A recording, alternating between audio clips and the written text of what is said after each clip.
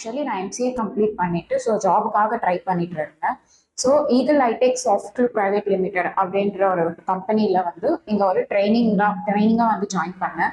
So இங்கே வந்து Java full stock Java நான் ஜாயின் பண்ணியிருந்தேன். ஃபுல் ஸ்டாக் ஜாவாவில் ஃபுல் எனக்கு பேசிக்ஸ் ஜாவா நாலேஜ் மட்டுமே இருந்தது. ஸோ இங்கே வந்ததுக்கு அப்புறம் தான் எனக்கு தெரிஞ்சது ஸோ ஜாவானா எப்படியெல்லாம் கோட் ரைட் பண்ணணும், ஸோ எப்படியெல்லாம் ப்ராப்ளமை சால்வ் பண்ணணும் அப்படின்ற ஸ்கில்ஸ் வந்து நான் டெவலப் பண்ணிக்கிட்டேன். அது மட்டும் இல்லாமல் HR session and seminars, so நிறைய இந்த மாதிரி ஆக்டிவிட்டீஸ்லாம் நிறைய இருந்தது. ஸோ ஹெச்ஆர் செஷனில் பார்த்தீங்கன்னா எப்படி இன்டர்வியூவில் எப்படி கிராக் பண்ணணும், எப்படி பேசணும், ஸோ இதெல்லாமே எங்களுக்கு டீட்டெயிலாக சொல்லி தருவாங்க.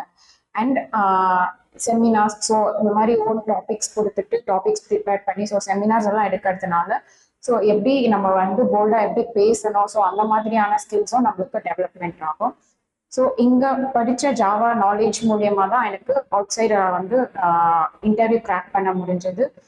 ஸோ டெஸ்டிங் அப்படின்ற